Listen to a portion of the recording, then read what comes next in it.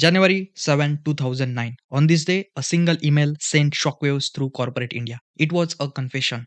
The celebrated IT giant Satyam Computer Service was a complete lie.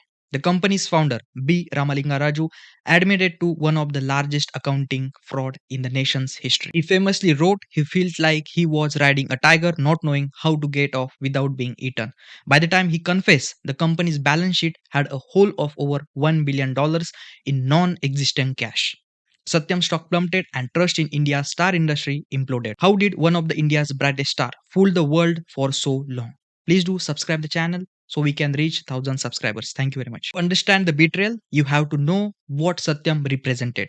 Founded in 1987, it was a symbol of India's arrival on global tech stage. The name Satyam even means truth in Sanskrit, a painful irony. By the late 2000s, Satyam was a titan, employing nearly 50,000 people and serving 185 Fortune 500 companies. It was listed on both Indian and New York Stock Exchange. It was so respected, it won a prestigious award for corporate governance just month before the scandal broke, an award that was later stripped away. Satyam was a promise of trustworthy modern India, but that promise was built on lie. First crack appeared in December 2008. Raju announced a bizarre plan for Satyam to acquire two real estate firms run by his own sons for 1.6 billion. Investors were furious, seeing it as a desperate attempt to use Satyam's money to bail out his family's other businesses.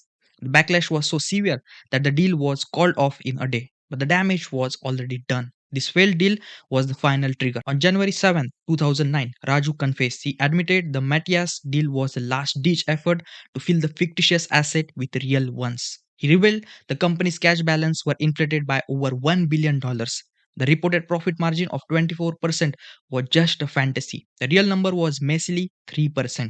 The market reaction was bloodbath. Satyam stock, once trading nearly 544 rupees, became almost worthless overnight. India had its own Enron. So how did they pull it off? The fraud was mix of simple forgery and digital deception. Management created thousands of fake invoices and falsified bank statements to back them up. It even alleged that there were thousands of ghost employees on the payroll with salaried siphoned off by executives. A senior manager reportedly created a special account in the billing system, allowing a small group to invent revenue out of their thin air. This created a massive gap between the books and reality. By September 2008, 94% of the company's reported cash balance was pure fiction. The fraud went unnoticed because Satyam was a high growth star in a hot industry and its founder was a celebrated figure. But most critically, the watchdog failed to do their job. The fraud this is never a solo act. Satyam's board of directors, tasked with protecting shareholders, failed to caution the suspiciously large and unproductive pile of cash the company claimed to have. They even approved the dexterous Metas deal before public outcry forced them to backtrack. Then there were the auditors. PricewaterhouseCoopers India, an auditor basic job is to verify a company's financial, especially cash. For years, PwC signed off the Satyam's book, certifying that $1 billion cash was real. In aftermath, US and Indian regulator fined PwC. India's market regulator SEBI also banned the firm from auditing listed companies for 2 years, calling them complicit. This colossal failure is a tough lesson. You are your own best advocate. To better understand the financial world and protect your money, consider subscribing for more stories like this. With Satyam on the verge of collapse, threatening 53,000 jobs, the Indian government stepped in. They appointed a new board to stabilize the company and find a new buyer. In April 2009, Tech Mahindra acquired Satyam, eventually merging it into their own operations and retiring the disgraced name. B. Ramalinga Raju and his collaborators faced justice. Raju was convicted in 2015 and was sentenced to 7 years in prison. The scandal also triggered major legal reforms in India, including the New Companies Act 2013, designed to strengthen rules on corporate governance and fraud detection. Ghost of Satyam still haunted the Indian market, but it served as a necessary wake-up call for investors. Several key lessons emerged. First, revenue growth isn't everything. The quality of earnings and actual cash flow matters more. Second, treat huge piles of cash on balance sheet with a skepticism.